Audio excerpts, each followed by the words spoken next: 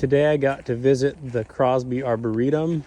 I helped lead a plant propagation workshop, and Pat, the director of the Arboretum, gave a very nice talk about the history of this place and how it was designed. So this was originally just a pine savanna, and they changed it into America's first entirely ecological garden. It only used native plants, but everything around here was an intentional choice. And then they let it do whatever it did. So they turned these areas into pine savanna. They periodically bush hog and then burn these. And it really is worth it, because they end up with things like this. Looks like Maid Marian, Rexia nashii, and this beautiful little lobelia, as well as sunflowers, asters, all sorts of things. So they have you first park over there, walk through the savanna and into these woods, where you start to get these infographic or informational little posts, and they tell you about the things that you're seeing.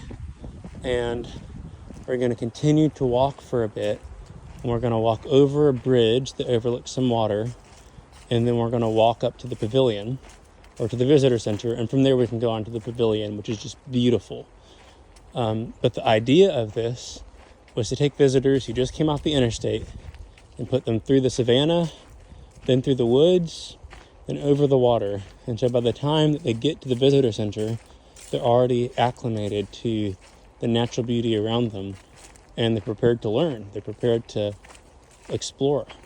Whereas if you just came off the interstate and went right into the visitor center, you aren't quite as primed for what's coming next. So it's a very thoughtful, artful choice. And this was designed in the 80s. It took 10 years for them to actually design it. And they've continued to manage it ever since.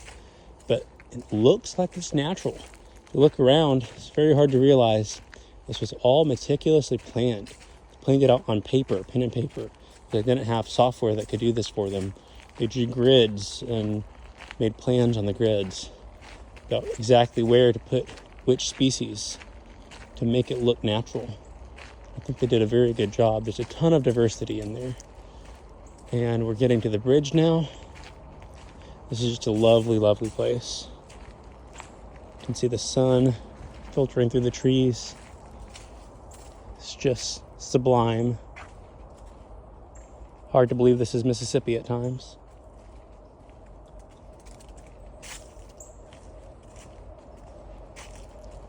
As we continue to walk, there's some more water. The big stretch of this golden club, which looks beautiful in spring. And here we come up to the visitor center. And you're supposed to visit the visitor center first before you do anything else. But you can keep walking along this way, and it'll take you to the pavilion, which is beautiful structures, won national awards.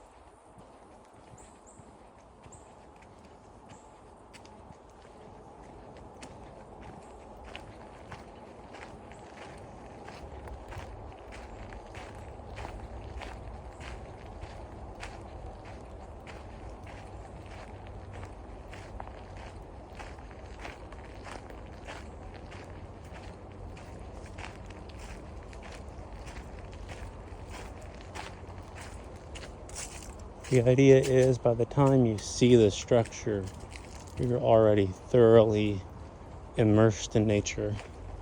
And then you see something that's intricate and man-made. And that juxtaposition really is quite beautiful.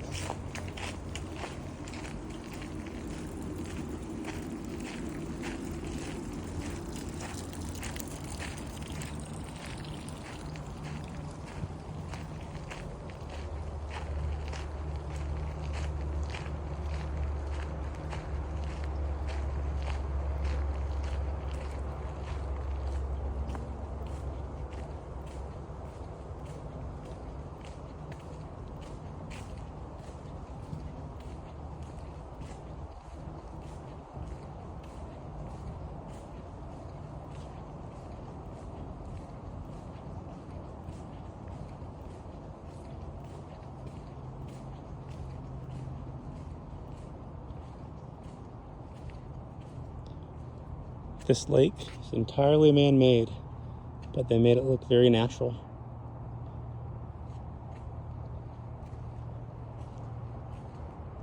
And this is a arboretum that is designed for education and outreach to help other people do things like this on their own property, which is why they have plant sales where they propagate things that grow here and sell them to the public.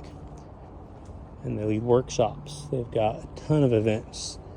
I think around 80 events per year that they put on.